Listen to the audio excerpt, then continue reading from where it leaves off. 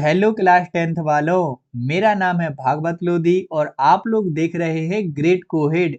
तो यहाँ पर मैं आज आप लोगों को बताने वाला हूँ कि लास्ट 10th की मैथ्स का चैप्टर नंबर 8 जिसका नाम है इंट्रोडक्शन टू ट्रिगोनोमेट्री यानी कि त्रिकोणमिति का परिचय। तो ये वीडियो आपके लिए बहुत ही खास होने वाला है। क्यों?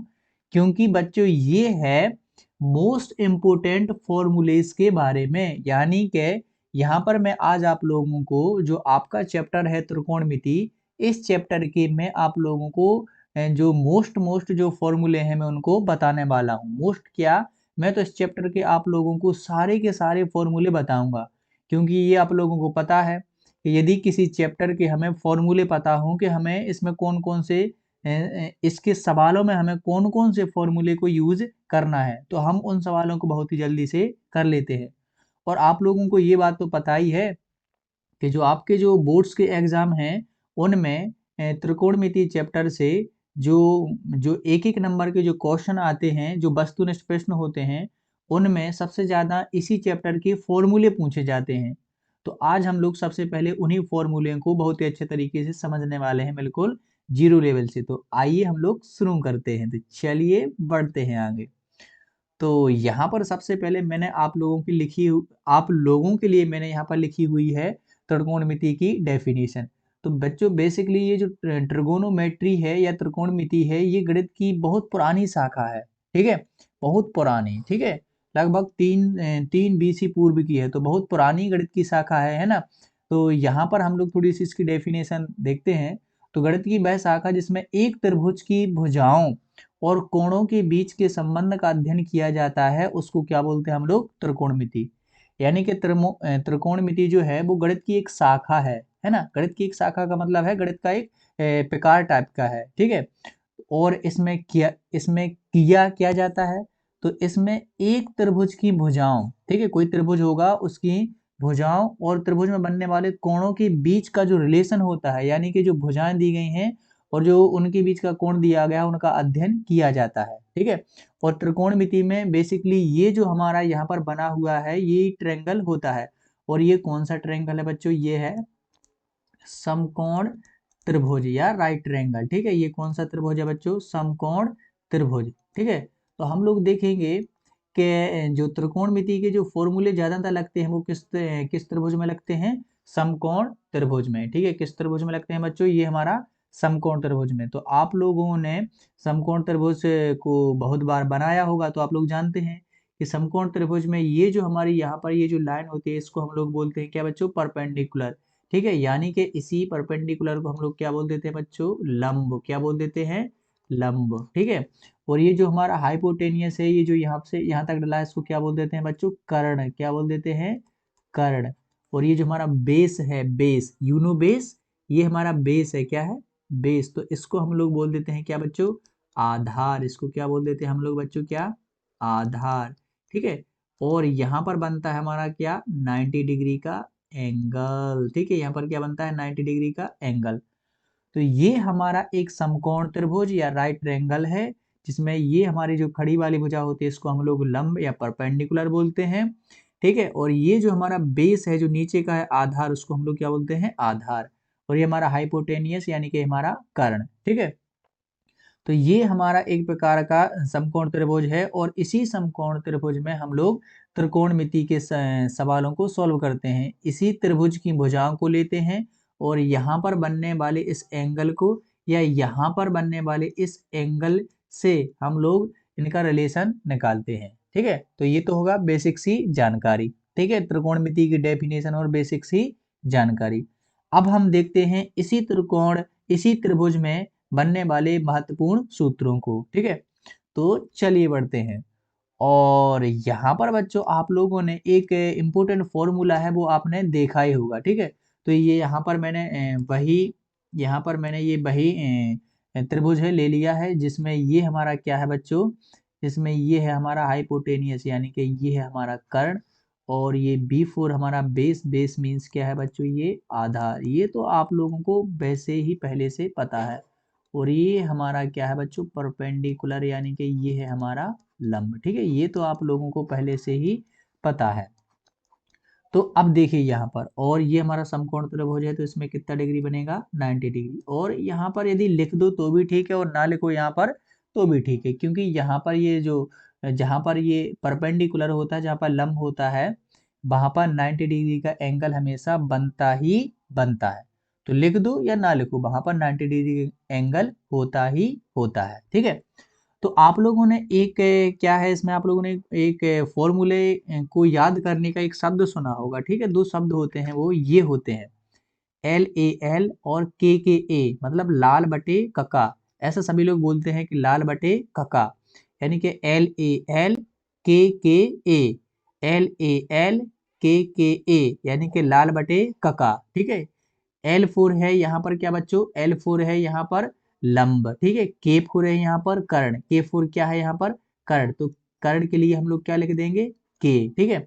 और L4 है लंब, तो यहाँ पर हम लोग लिख देंगे L। ठीक है। और यहाँ पर A4 है आधार, तो यहाँ पर हम लोग क्या लिख देंगे A। ठीक। तो ये इस प्रकार से। तो अब हम लोगों ने यहाँ पर ये sine cos tan cosec sec ये हम लोगों ने सब सुन रखे हैं, है ना, इसलिए मैं यहाँ पर आप लोगों को डायरेक्ट बता रहा हूँ। तो यहाँ पर होता है सबसे पहले हमारा क्या होता है, साइन थीटा। क्या होता है, साइन थीटा। फिर हमारा होता है कॉस थीटा। फिर हमारा होता है क्या बच्चों, टेन थीटा। तो ये होगा साइन कॉस टेन थीटा। फिर यहाँ पर हमारा जो नीचे होता है, ये होता है बच्चों क्या, कोसेक थीटा। यहाँ पर होता है हमारा सेक थीटा। और ये हमारा होता है क्या बच्चों, कोट थीटा। ठीक है। तो अब यहाँ पर देखिए, अब आप लोगों को क्या याद याद रखना है कि हम लोग कैसे इनके फॉर्मूले निकालते हैं। ठीक है। तो सबसे पहले देखिए, ये यहाँ पर क्या लिखा है, साइन थीटा। तो साइन थीटा के लिए आप लोगों को बताना है नीचे से, ऊपर से नीचे की तरफ, यानी कि एल का मतलब है यहाँ पर क्या बच्चों, लंब, और के का मतलब है क्या, यहाँ पर कर्ण। तो साइन थीटा का जो मान हो जाएगा वो क्या हो जाएगा, लंब बटे कर्ण। ठीक है, एल बटे के, लंब बटे कर्ण। और इसी के लिए यदि मैं कौशिक का पूछें तो कौशिक का उल्टा बता देना है आपको क्या बच्चों, कि कर्ण बटे लंब। ठीक है। तो यहाँ पर मैं कुछ लिख करके आप लोगों को फॉर्मूले बता रहा हूँ। ठीक है। जैसे यदि मैं बोलूँ कि चलो बताओ साइन थीटा, तो ये जो ए यहाँ पर बना हुआ है, ये बेसिकली क्या है बच्चों, थीटा। क्या है यहाँ पर, ये क्या है यहाँ पर थीटा। ठीक है। इसको मैं क्या लिख देता हूँ, थीटा। इसको चलो यहाँ से इरेज करता हूँ। फिर मैं यहाँ ये जो ए है यहाँ पर क्या है बच्चों, ये थीटा। ठीक है। अब थीटा का मतलब है यहाँ पर कोई बना हुआ एंगल, तो कोई भी एंगल हो सकता है, चाहे ए हो, चाहे वो बी हो, चाहे वो क्या हो, थीटा हो। ठीक है। वो तो एंगल का मान है, कुछ भी यहाँ पर बना हुआ हो सकता है। ठीक है। तो यहाँ पर मैंने अभी लिखा क्या बच्चों, साइन थीटा। तो साइन थीटा बराबर क्या हो जाएगा, आपको बोलना है एल बटे के। मतलब क्या हो जाएगा, एल बटे के। मतलब क्या है इसका, इसका मतलब है बच्चों लंब बटे क्या है बच्चों, कर्ण। ठीक है। तो साइन थीटा की जो वैल्यू होती है वो किससे निकलती है, लंब बटे कर्ण।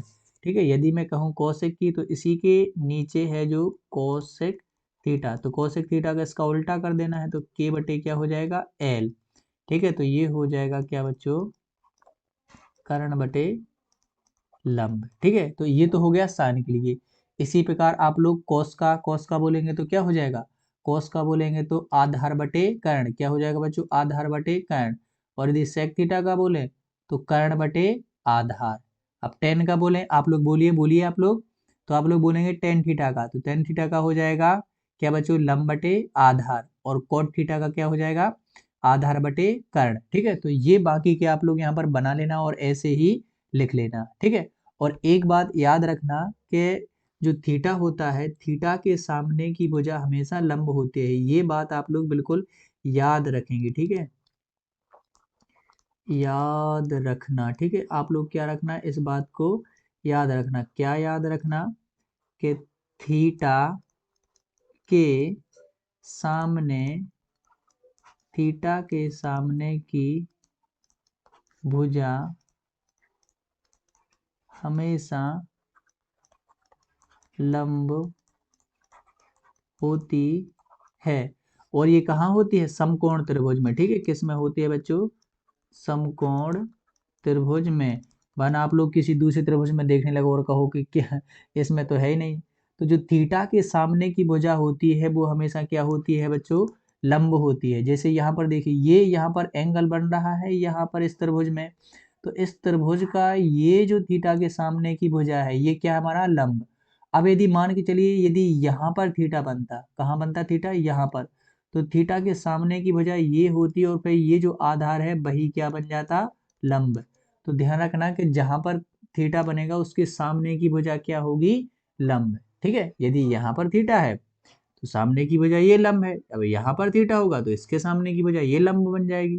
ठीक है, बस तो आप लोग ये वाले और इसके फॉर्मूला ऐसा जरूर निकाल लेना, उनको याद कर लेना। ठीक है, क्योंकि ये मैथ है, मैथ में केवल सुनने ठीक है और देखने से कुछ नहीं होता, आपको रजिस्टर पर पेन और कॉपी लेकर के सवालों को सॉल्व करना होता है। तो आप लोग इनको बनाइएगा और याद कीजिएगा। बस आप लोगों को ये ध्यान रखना है, LAL KKA यानी कि लाल बटे कका। ठीक है, आप लोगों को ये याद रखना है बस। फिर ऊपर के लिए साइन कॉस टेन, नीचे के लिए कॉसेक सेक कॉट।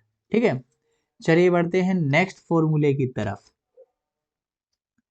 और यहाँ पर है हमारे क्या बच्चों, रेसिप्रोकल आइडेंटिटीज, यानी कि यहाँ पर थोड़ी सी रेसिप्रोकल आइडेंटिटीज हैं, यानी कि कुछ और इम्पोर्टेंट फॉर्मूले हैं। तो वे देखिए किस प्रकार से हैं।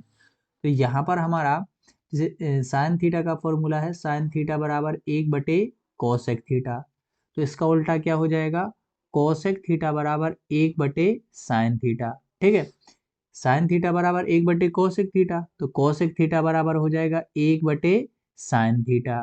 ठीक है, और कोस थीटा बराबर 1 बटे सेक थीटा, और सेक थीटा बराबर हो जाएगा 1 बटे कोस थीटा। इसका उल्टा लिखते जा रहा है, टेन थीटा का 1 बटे कोट थीटा, कोट थीटा का 1 बटे टेन थीटा। ठीक है, और इसके अलावा दो और फॉर्मूले हैं। टेन थीटा, टेन थीटा बराबर होता है साइन थीटा बटे कोस थीटा, और कोट थीटा बराबर होता है यहाँ पर कोस थीटा बटे साइन थीटा।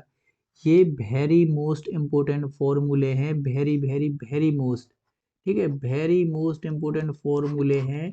ये आप लोग जब सवाल सॉल्व करोगे ना तो वहां पर लगेंगे।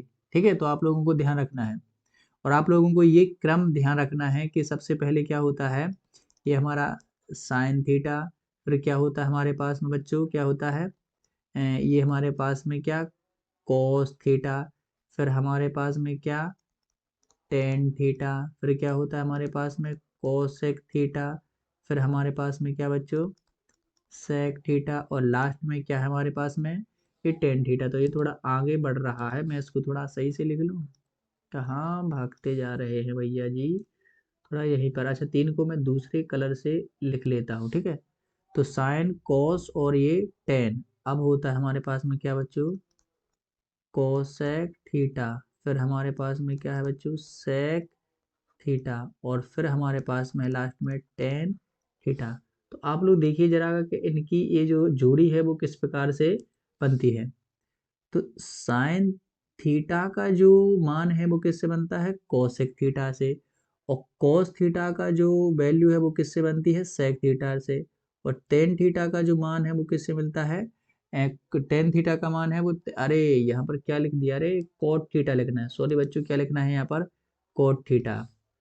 ये तभी तो आप लोग सोच रहे हैं कि ये सर ने क्या लिख दिया, अरे सॉरी बच्चों। तो यहाँ पर आप लोगों को क्या लिखना है, कोट थीटा। ठीक है, क्या लिखना है, कोट थीटा। तो अब आप लोग देखेंगे यहाँ पर के साइन की जोड़ी किससे मिल रही है, कोसेक से, यानी कि यदि मैं साइन का फॉर्मूला पूछा तो साइन का फॉर्मूला क्या हो जाएगा, 1 बटे कोसेक थीटा। ठीक है, अब यदि मैं कोस का पूछा तो कोस का क्या हो जाएगा, 1 बटे सेक थीटा, और यदि मैं टेन का पूछूं तो टेन का किससे मिल रहा है बच्चों आप लोगों के पास में, कोट में, तो टेन थीटा बराबर 1 बटे कोट थीटा, और इनके ये क्या बोल देना है, उल्टे। ठीक है, तो इसका ये साइन थीटा बराबर 1 बटे कोसेक थीटा है, तो कोसेक थीटा का क्या हो जाएगा, 1 बटे साइन थीटा। इसी प्रकार से इनके रिवर्स में कर देना है।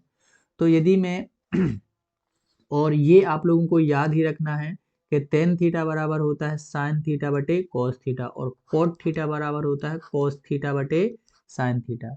ये इतने फॉर्मूले आप लोगों को याद रखना, मतलब रखना। ठीक है, और इसको भी आप लोग नोट कर लेना कि किन की जोड़ी कैसे बनती है। ठीक है, चलिए बढ़ते हैं और फॉर्मूले की तरफ। और यहाँ पर है हमारे पास में एक जो पाइथागोरियन आइडेंटिटीज है या पाइथागोरियन जो हमारे पास में सर्व समीकरण है वो देखते हैं जरा क्या है। ठीक है, तो थोड़ा इंग्लिश में इधर उधर है, बाकी आप लोग ध्यान से समझते जाइएगा कि क्या है। तो यहाँ पर ये हमारी पहली सर्व समीकरण है, हमारी दूसरी है, हमारी तीसरी है। वैसे आप लोग पहली दूसरी, इनको कोई ऐसा नाम फिक्स नहीं है कि ये पहली है दूसरी है तीसरी, बस आप लोगों को ध्यान रखना है। लेकिन वैसे इसको हमेशा पहला माना जाता है और इसको हमेशा दूसरा माना जाता है, उसको हमेशा तीसरा माना जाता है। ठीक है, तो ये सर्व समीकरण है। वैसे इनका कोई क्रम नहीं है कि पहली यही है दूसरी यही है। तो पहली हमारी जो आइडेंटिटीज है यानी कि ये सर्व समीकरण है। ठीक है, क्या है ये? सर्व समीकरण। तो ये जो सर्व समीकरण में हमारी पहली सर्व समीकरण वो क्या है? Sign square theta plus cos square theta बराबर 1। मेरे साथ बोलिए, sign square theta plus cos square theta बराबर 1। और दूसरी है 1 प्लस टेन स्क्वायर थीटा बराबर के सेक स्क्वायर थीटा। और दूसरी है 1 प्लस कोट स्क्वायर थीटा बराबर कोसेक स्क्वायर थीटा। तो देखिए टेन की जोड़ी किससे बन रही है? सेक से। टेन की जोड़ी किससे? सेक से। और कॉट की बन रही है कॉसेक से। ठीक है, और साइन की यहाँ पर कॉस से। तो साइन स्क्वायर थीटा बराबर कोस स्क्वायर थीटा बराबर 1 ए sine square theta plus cos square theta बराबर के 1। ठीक है, तो ये पहली सर्व समीकरण, इसको आप लोगों को ध्यान रखना है। और इस पहली सर्व समीकरण से आप लोग कितनी और सर्व समीकरण बना सकते हो, ध्यान से सुनिएगा। तो पहली तो यही सर्व समीकरण है, कौन सी है? Sign square theta plus cos square theta बराबर के 1। अब यदि मैं इस कोस को बराबर की इस साइड लिख दूं और साइन को यही रखने दूं, तो ये बन जाएगी हमारे पास में साइन स्क्वायर थीटा बराबर ये हो जाएगी 1 माइनस के कोस स्क्वायर थीटा।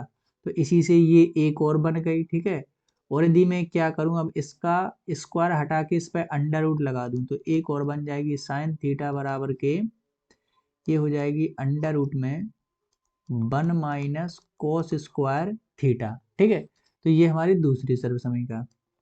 अब यदि मैं क्या करूं, अभी मैंने साइन को यहीं लिखा रन दिया, कोस को ले गया। अब मैं क्या करूं, कोस को यहीं पर छोड़ दूं और साइन को इस साइड ले जाऊं, तो ये बन जाएगा क्या हमारे पास में? कोस स्क्वायर थीटा बराबर के बन जाएगा 1 माइनस के साइन स्क्वायर थीटा। अब इसका भी इस पे मैं क्या लगा दूं?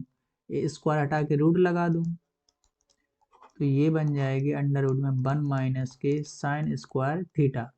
तो इस प्रकार से बच्चों आप लोग एक सर्व समीकरण से कितनी इस एक सर्व समीकरण से आप लोग इस प्रकार की 4 सर्व समीकरण हैं वे बना सकते हो। ठीक है, तो एक आप लोगों को मेन वाली याद रखनी है ये वाली, फिर आप लोगों को इसके पक्षांतर कर करके इसी 4 और बना लेनी है। ठीक है, तो 4 ये हो गई और एक मेन हो गई, तो 5 सर्व समीकरण ये हो गई। ठीक है, अब इससे भी आप लोग ऐसी 4 सर्व समीकरण बनाओगे और इससे भी आप लोग ऐसी 4 सर्व समीकरण बनाओगे। तो आप लोगों को याद 3 रखना है और उनसे 4 बनानी है।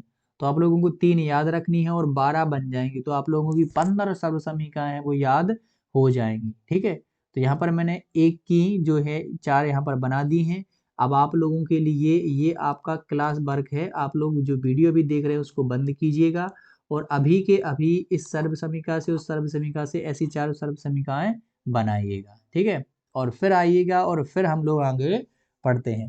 तो चलिए देखते हैं यहाँ पर अब हमारे लिए क्या है। तो अब हमारे लिए है यहाँ पर क्या बच्चों, कुछ अलग से। अब है हमारे पास में ट्रिगोनोमेट्री टेबल, यानी कि ट्रिगोनोमेट्री टेबल, जो कि है very very very most important. वैसे मैं बता रहा हूं कि ये वेरी मोस्ट इम्पोर्टेंट है, लेकिन हर एक फॉर्मूला इसका बहुत ही इम्पोर्टेंट है। ठीक है, तो देखिए ये रही त्रिकोणमिति सारणी, तो इसको आप लोगों को याद करना है। और दिए सबसे पहले देख लीजिए, ये यहाँ पर थीटा एंगल लिखा हुआ है। क्या लिखा हुआ है यहाँ पर? ये थीटा एंगल, ये क्या है हमारे पास में? थीटा। और ये इनकी वैल्यू लिखी हुई है, ये साइन थीटा हमारा, एक cos theta, tan theta, cosec theta, sec theta और ये कॉट थीटा। अब यहाँ पर ये क्या लिखी हुई है? वैल्यू। जैसे मैं बोलूँ कि साइन थीटा की जगह पर आप कितना रख देना है? 0। तो साइन 0 की वैल्यू 0, साइन 30 की वैल्यू 1/2, साइन 45 की वैल्यू 1/√2, साइन 60 की वैल्यू √3/2, साइन 90 की वैल्यू 1, ठीक है, तो इस प्रकार से हैं। और साइन 180 की वैल्यू 0, साइन 270 की वैल्यू 1, साइन 360 की वैल्यू 0।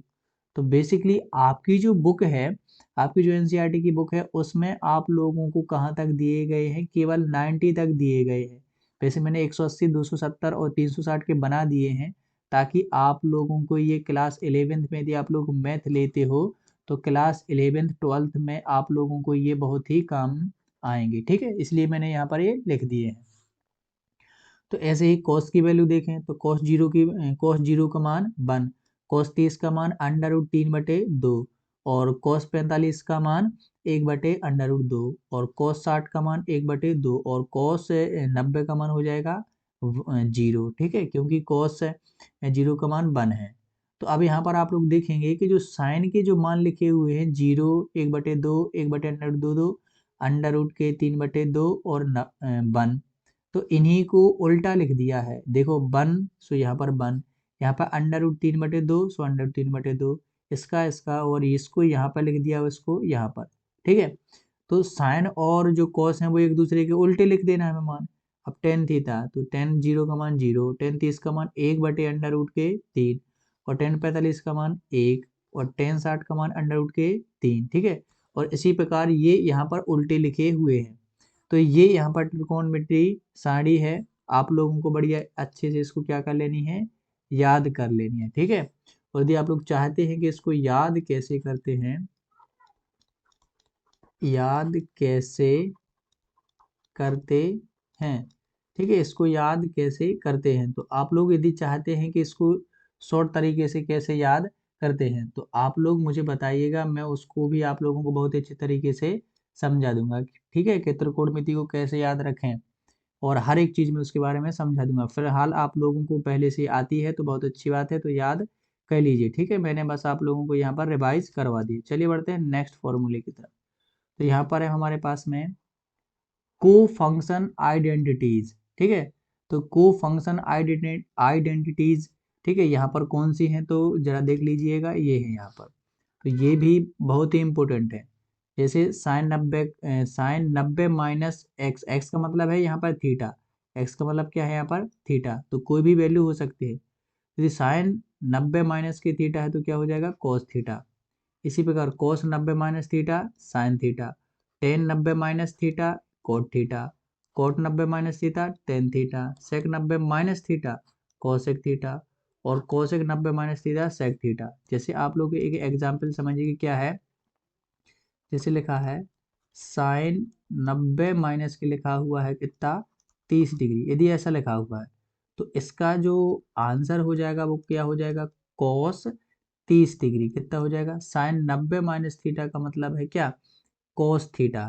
थीटा की वैल्यू कितनी है यहाँ पर 30, तो यहाँ पर ये हो जाएगा हमारा कितना, कॉस 30 डिग्री। ठीक है, यानी कि जो साइन 90 माइनस थीटा ये साइन 60 का मान था, तो जो साइन 60 का मान होगा वही किसका मान होगा, कॉस 30 का।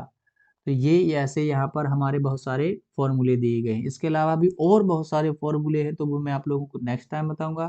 तब तक के लिए आप लोग इन फॉर्मूले को याद रख लीजिए, और हम लोग करेंगे बहुत जल्दी इन फॉर्मूले के बेस पर बहुत सारे त्रिकोणमिति के सवाल। तो बने रहिए हमारे साथ।